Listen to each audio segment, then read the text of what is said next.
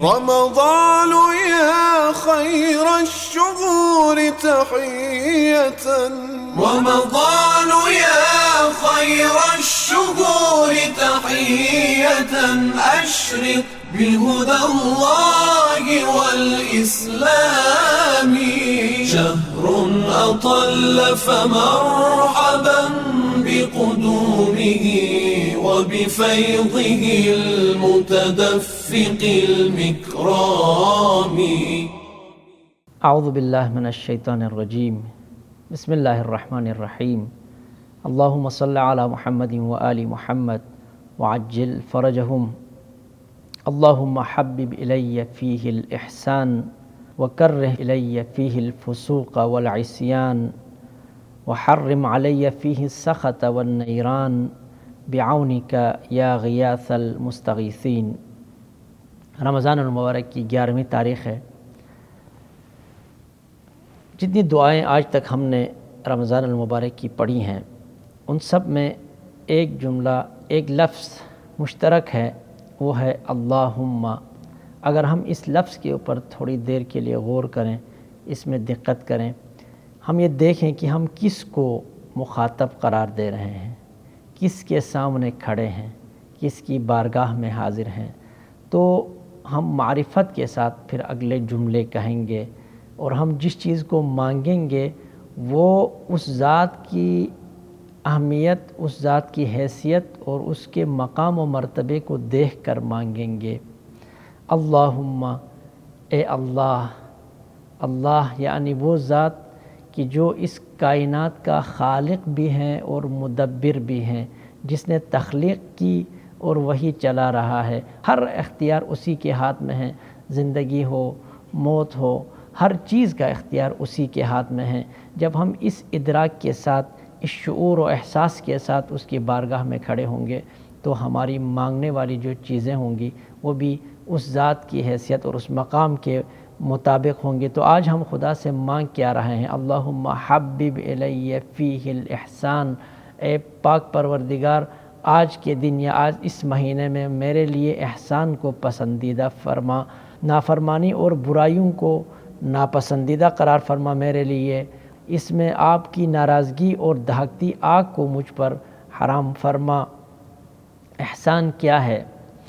یعنی اچھائی کو ایک یہ ہے کہ انسان اچھائی کریں، دوسرا مقام یہ ہے کہ انسان اچھائی کو پسند بھی کریں، کہ پسند کرنا اچھا کرنے کے لیے پہلا زینہ ہے. اسی طرح انسان جہاں برائی سے خود بچے، گناہ سے بچے، وہاں گناہ اور برائی کو ناپسند کریں، اس لیے کہ ناپسند کرنا ترک کرنے کے لیے ایک زینہ ہے. تو آج ہم خداوند متعال سے یہ مانگ رہے ہیں کہ خدایا ہمیں اچھائی کو پسند کرنے کی توفیق عطا فرما، برائی کو ناپسند کرنے کی توفیق عطا فرما.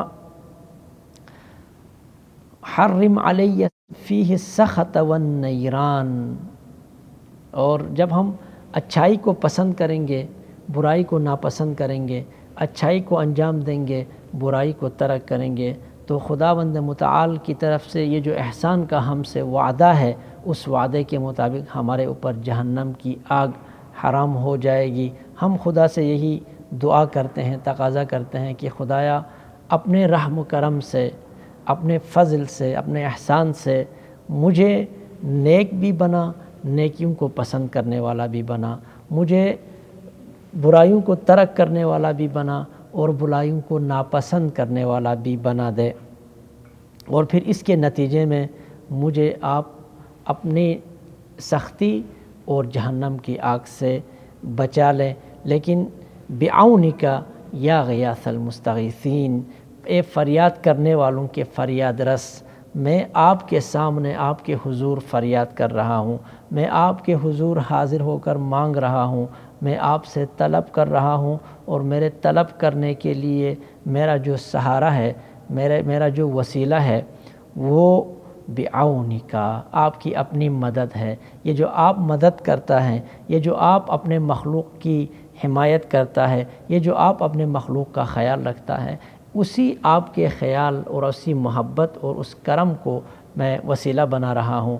اسی کی وجہ سے مجھے یہ جرأت ملتی ہے، اسی کی وجہ سے مجھے یہ امید ملتی ہے کہ میں جب اپنی طرف دیکھتا ہوں، اپنے گناہوں کی طرف دیکھتا ہوں، اپنے کرتوت کی طرف دیکھتا ہوں تو مجھے خوف آتا ہے، لیکن جب میں آپ کی طرف دیکھتا ہوں، آپ کے کرم کی طرف دیکھتا ہوں، آپ کی رحمت کی طرف دیکھتا ہوں تو مجھے یہ امید قائم ہوتی ہے کہ آپ میرے اوپر مہربانی کریں گے، آپ میرے اوپر رحم فرمائیں گے، اس لیے کہ یا من سبقت رحمتہ غضبہ، ہمیشہ آپ کی رحمت آپ کے غضب سے پہلے ہیں، اور آپ نے اپنے اوپر رحمت کو واجب قرار دیا ہوا ہے۔ آپ کی رحمت کا، آپ کے کرم کا، آپ کے فضل کا ہی سہارا ہے، انہی کو واسطہ بنا کر، انہی کو وسیلہ بنا کر آپ سے یہ تقاضا کرتے ہیں کہ آج کے دن ہمیں احسان کو پسند کرنے والے قرار دیں، برائیوں کو ناپسند کرنے والے قرار دیں، اور جہنم کی آگ ہم پر حرام فرما دیں۔